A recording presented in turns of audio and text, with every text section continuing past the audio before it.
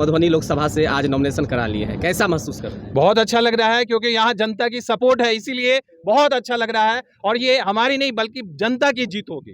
देखिए, मेरा मुद्दा है कि सबसे पहला मुद्दा है कि यहाँ रोजगार की कमी है, जिसके कारण जो है लोग प्लान करते हैं, बाहर जाते हैं और वहाँ पे आप ये समझ सकते हैं कि इवन किसी को अगर बच्चे की शादी करना हो, पैसे नहीं होते हैं, जिसके लिए क्या करते हैं, कहीं से उधार लेते हैं और कमाने के लिए उसको सधाने के लिए बाहर जाना पड़ता है। तो यहाँ पे अगर रोजगार होगा तो इसकी कमी नहीं होगी। इसीलिए हमारा पहला उद्देश्य है रोजगार, दूसरा है स्वास्थ्य और तीसरा है शिक्षा। ये मेरा मेन उद्देश्य है जिसके लिए हम काम करना चाहते हैं। आपकी लड़ाई किससे है? मेरी लड़ाई है यहाँ की गरीबी से, यहाँ की जो जनता की प्रॉब्लम है, जनता की जो आक्रोश है, इससे हमारी लड़ाई है, जो इसके लिए हम लोग लड़ना चाहते हैं। हम ऐसे फैमिली से बिलोंग करते हैं जो आम जनता जितने भी हैं उसी से बीच में से आए हैं और मुझे विश्वास है कि हमें जनता जिताएगी और इसके लिए प्रयास कर रहे हैं। कोई चुनाव लड़ चुका है क्या? हाँ, मैं इससे पहले जिला परिषद लड़ा था और मेरी घोषित भी हो गई थी, सब लोग इकट्ठा भी हो गए थे वहाँ पे मेरे घर पे, लेकिन मेरी दूसरा पोजीशन बाद में आ गया। तो ये रिकाउंटिंग में तो ये मैंने प्रयास था, मेरी पहली प्रयास थी और मैंने समाज के लिए काम किया था।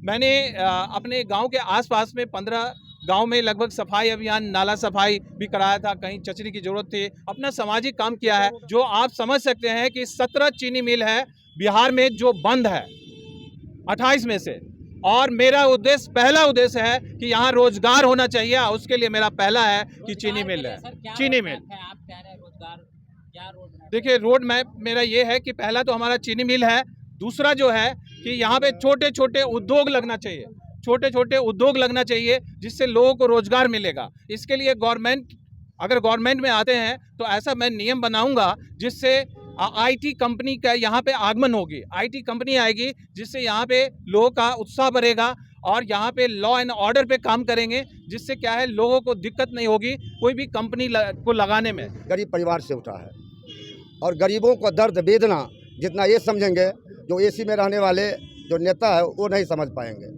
आपने इनसे सवाल किया था कि आपके 2 बड़े बड़े नेता हैं एनडीए से और इंडियन गठबंधन से, क्योंकि उनको अभी 2 ही धारा में ज़्यादा लोग वोट करते हैं, मानसिकता ये बन गई है लोगों को और समाज में।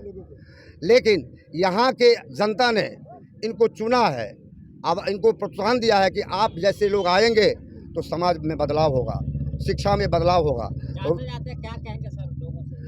मैं जाते जाते यही कहूँगा, मैं आह्वान करूँगा कि ये सुबोधन साहब जो आपको ईमानदार, कर्मठ और नौजवान है, ये समाज को परिवर्तन ला सकता है, समाज में परिवर्तन ला सकता है। इसीलिए समाज ने इनको चाहा है और समाज ने इनको आगे बढ़ाया है। हर तबका का, हर समाज का वोट इनको मिलेगा।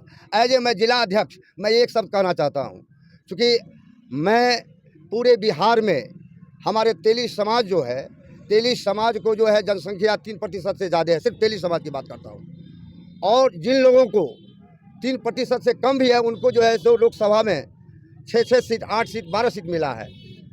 यदि उन लोगों को यदि जातीय आधार पर आप यदि गणना करते तो हमें क्यों छोड़ देते हैं, हमें क्यों भूल जाते हैं, जब हमारा समाज बीजेपी में 90% वोट देता है, एक भी टिकट नहीं दिया।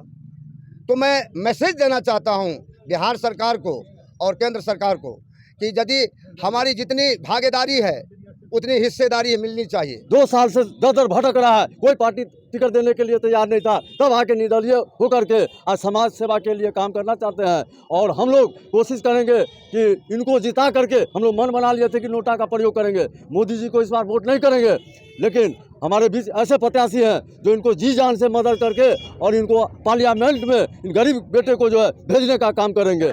हमें टिकट नहीं मिला, कोई दिक्कत नहीं है, हम निर्दलीय होकर ही हम समाज में एक नयापन लाएंगे, बदलाव लाएंगे। आपका ये कहना है कि इस क्षेत्र से जो भी नेता पैदा लिए हैं से अपनी कुर्सी लेते हैं, अपनी सत्ता लेते हैं, सत्ता से पार्टी चाहते हैं, जीत जाते हैं और फिर घूम के आते नहीं हैं।